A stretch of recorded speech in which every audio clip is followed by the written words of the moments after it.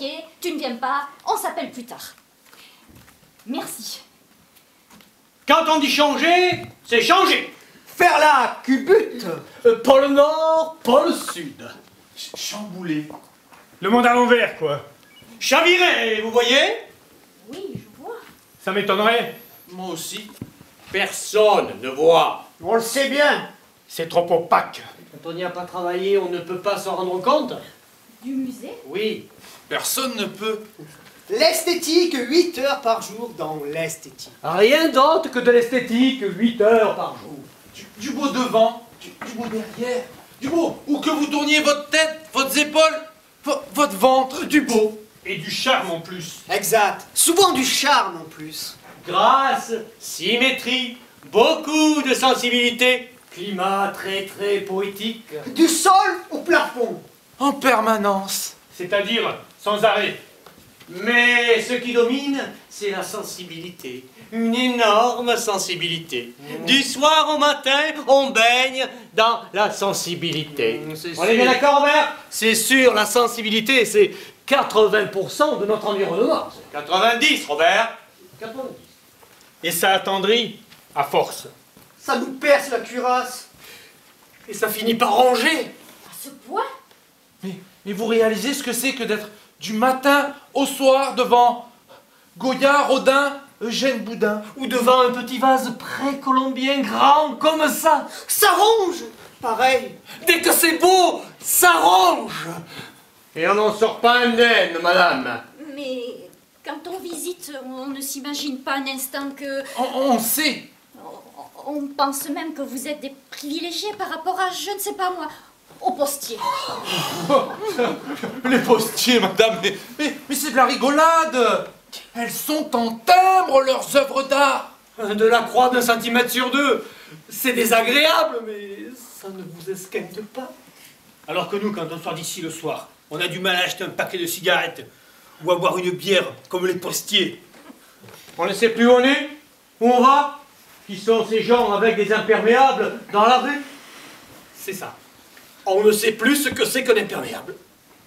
Et surtout les personnes qui sont dedans. On s'en fout de l'imperméable, Robert, on est bien d'accord? On est d'accord, on ne sait plus qui est l'homme à l'intérieur de l'imperméable quand on a trop longtemps gardé Man Ray ou Soutine. Ou le Gréco. Moi, c'est surtout le Gréco qui m'abîme. Le Gréco vous abîme. Oh. Il me frappe, le Gréco. Il me retourne profond. On est dérouté. Mais je ne savais pas tout ça. Je vous jure que je ne savais pas. Asseyez-vous, simplement, 30 minutes, devant une tapisserie des Flandres, une grande, 6 mètres sur 4, à petits points. Périclès à la bataille des Thermopyles, par exemple. Ou la visite de la reine de Saba au roi Salomon. Elle découvre celle-là. 30 minutes, pas plus. Essayez après d'aller acheter du pain, ou une crème contre les gerçures, ou de parler à la maîtresse de votre fille. Vous verrez comme c'est facile. J'imagine. Mais pourquoi croyez-vous que toutes les collections privées finissent dans les musées?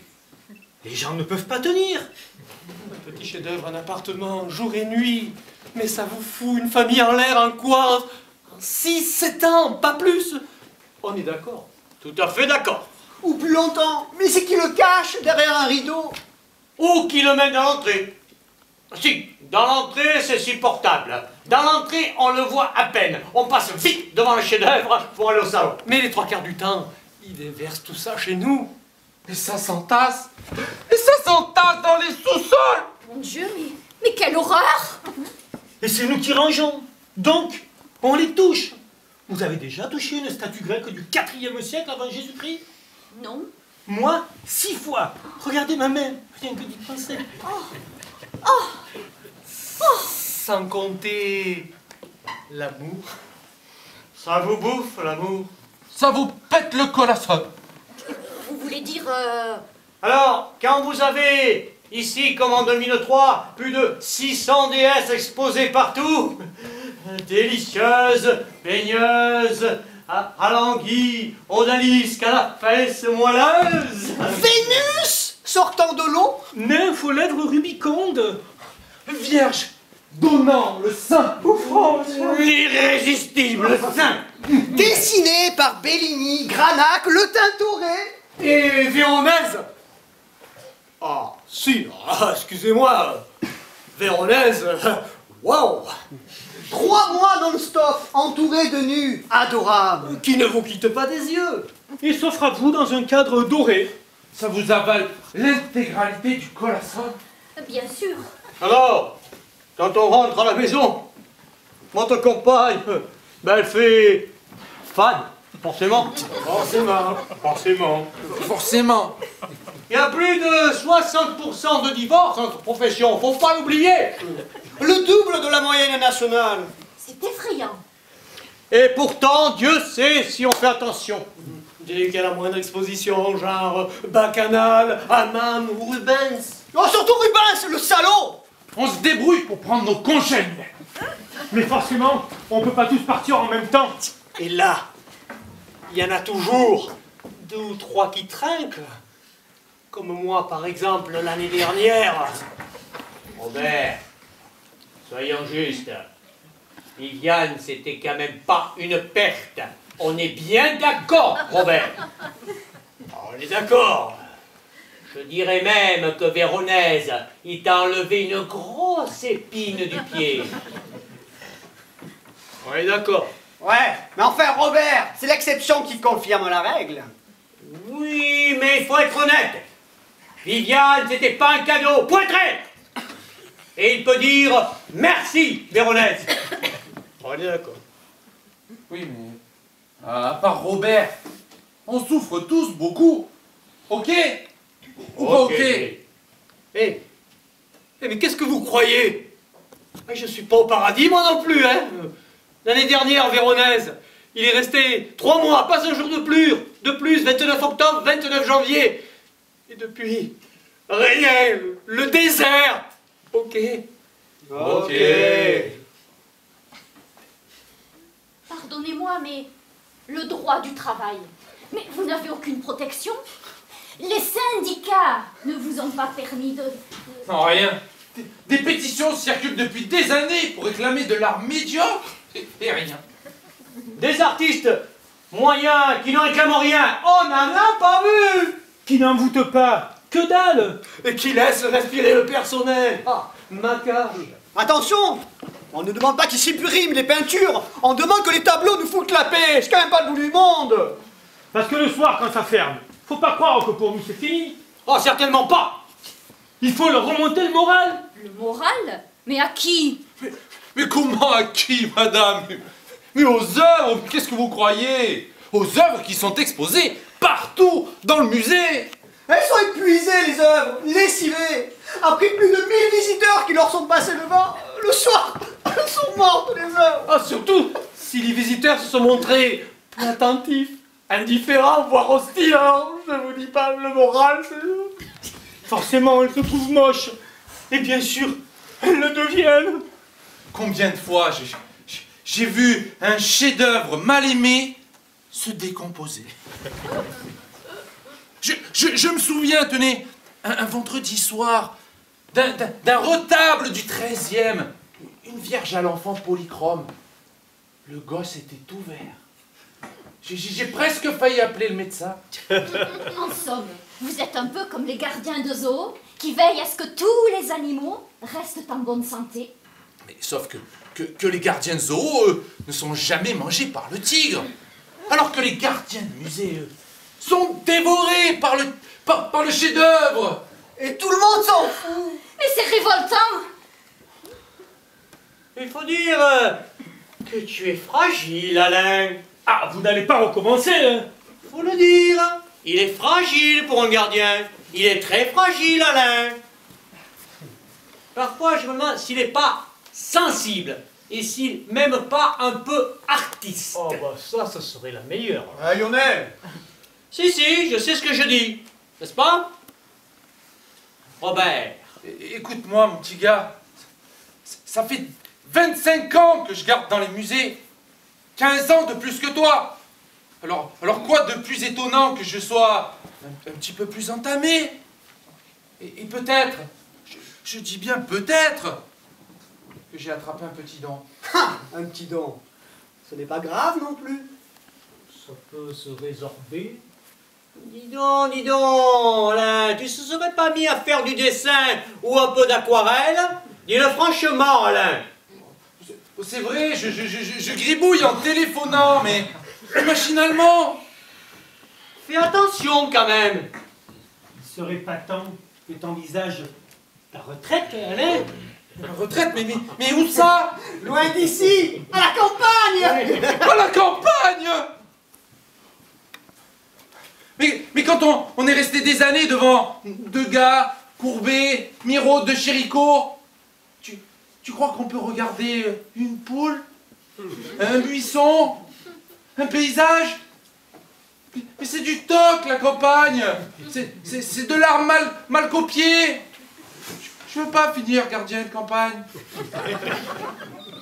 Et t'as déjà vu qui la visite? Des ploucs avec des tracteurs ou des docteurs qui refont des fermes. Tu as déjà vu une résidence secondaire dans un tableau de Cézanne? Ah ben excuse-moi, mais je les ai gardés des années, les chefs-d'œuvre. Ils m'ont massacré, les artistes. Ligoté, renversé, troué la peau. J'ai plus de défense. Même un ticket de métro, joliment plié, m'émeut. Alors tu vas quand même pas croire que je vais m'extasier devant un coucher de soleil qui n'a pas été peint par Turner. Et je suis comme vous, moi. Je ne peux plus respirer quand ils sont là. Mais franchement, l'air pur, quel ennui. Mais il faut reconnaître que depuis qu'on alterne art, mammouth, art, il y a du mieux quand même. Ah, c'est vrai que les mammouths nous ont changé la vie. C'est-à-dire que, esthétiquement, le mammouth n'est pas nocif.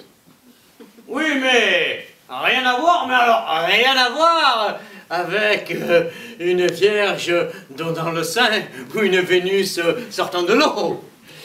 Et puis le soir, lorsqu'on quitte les mammouths et qu'on rentre à la maison, notre bonne femme reprend goût, non? Forcément. On n'est pas d'accord, Bert? Oh, moi, de toute façon, j'ai plus personne, alors. Oui, mais tu n'es pas attiré par les mammouths comme tu l'es par Véronèse, Robert. Exact, mais... Mais quoi? Mais pour être honnête, le mammouth ne me laisse pas tout à fait indifférent. Tu veux dire... Ben, je le trouve tendre, il a de bons yeux, un vrai regard. Et quand ça ne va pas très bien, c'est une présence qui compte. Et de plus en plus... Comme un bon copain? Ah non, je dirais plutôt comme une bonne copine. Le mammouth? Oui, comme une bonne copine qui vous comprend et qui ne vous juge pas. Comme un bon copain qui, lui, justement, sous prétexte de vous aider, vous donne des conseils, fait de la morale. Alors que le mammouth n'intervient pas. Quoi que vous disiez. Comme une vraie amie, je dirais. Je souhaite, du fond du cœur, que ça s'envole et qu'il n'y ait plus d'eux, qu'il n'y ait plus que le mammouth. Ça a été un peu comme l'arrivée des 35 heures, le mammouth. En mieux, il y a une présence affectueuse qu'il n'y a pas dans les 35 heures. Ah, peut-être, oui. Oui, mais cela peut encore changer, vous savez? On est une sorte de musée pilote. Je vous comprends très bien. Et je souhaite du fond du cœur que ça s'envole et qu'il y ait des mammouths dans tous les musées du monde. Jusqu'au jour où on les trouvera beaux. Oh, Alain, commence pas. Oh, mais j'ai tellement vu des merdes qui sont devenues des merveilles. Oui, mais c'est pas la faute au mammouth. On est bien d'accord, Robert? On est d'accord. C'est jamais la faute des œuvres d'art. C'est toujours nous qui décidons que c'en est une.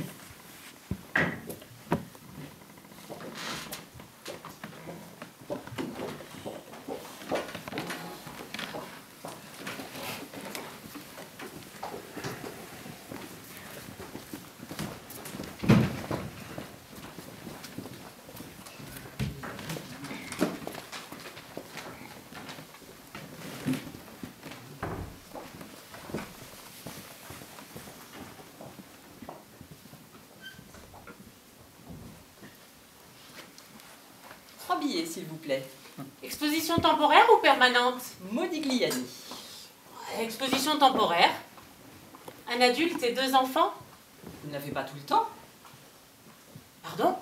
Modigliani, vous ne l'avez pas tout le temps? Ah ben non, l'exposition se termine le 4 décembre. C'est pas un peu risqué pour des enfants? Modigliani? Bah oui, un peintre temporaire. Ah non, mais Modigliani est un très grand artiste. Peut-être, mais c'est la première fois qu'ils viennent au musée. J'aimerais autant leur montrer quelqu'un de stable. Oh, Modigliani est un peintre très important. Oui, mais vous ne le gardez pas. Et ce n'est pas un très bon exemple pour des enfants. Un artiste qui est renvoyé du musée dans une semaine. Reconnaissez. Ah non, mais l'exposition est magnifique. Je n'en doute pas, mais j'aimerais autant qu'il commence sur une base solide. Un peintre qui reste au musée. Un emploi fixe qui les tranquillise. Oui. Vous savez, à 9 ans, on comprend tout. Bon, ben dans ce cas, prenez l'exposition permanente. Et vous savez qui en permanent? Mais nous avons beaucoup de monde. Poussin, Watteau, David, Delacroix, Renoir.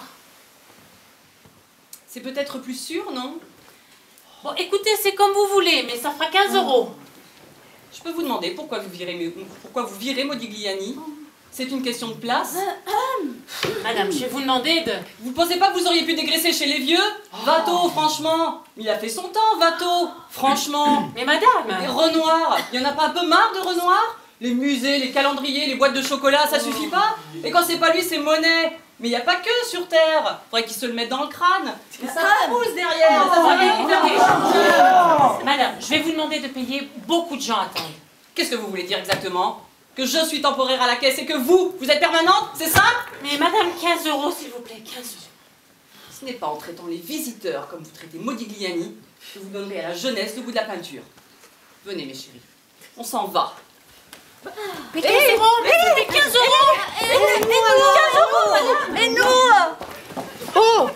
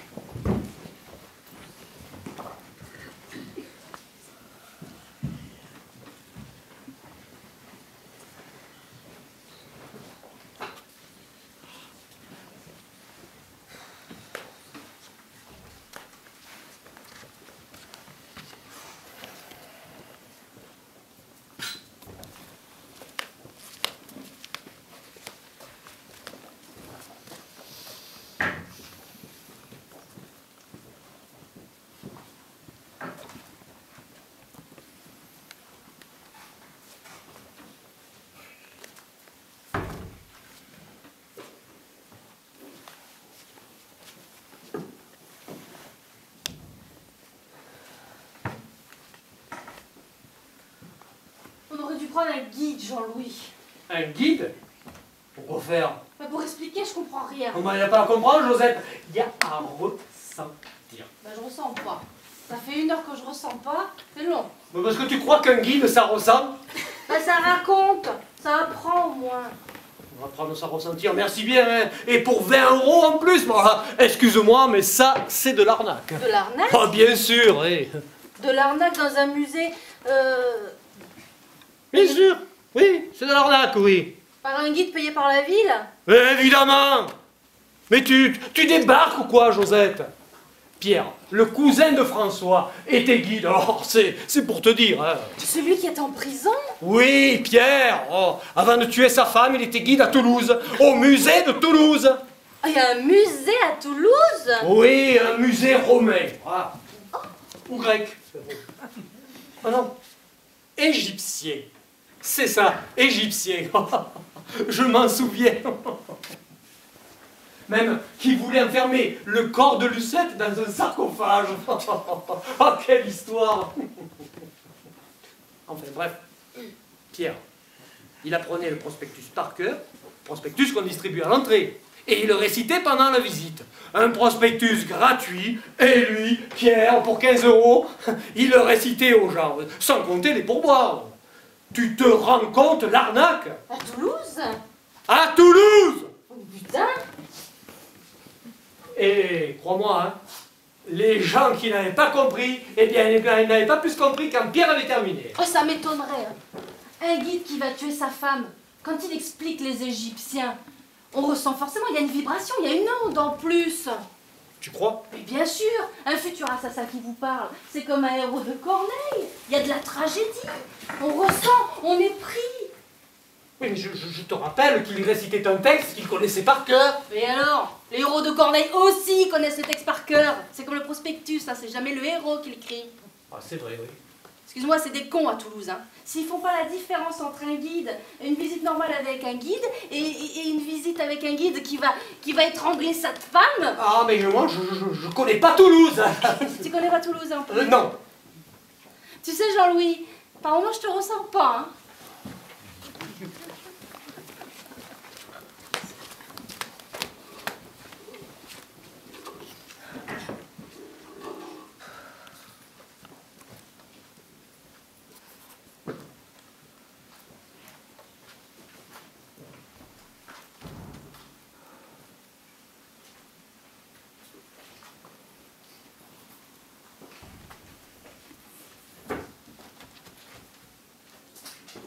C'est le premier qui a compris la perspective.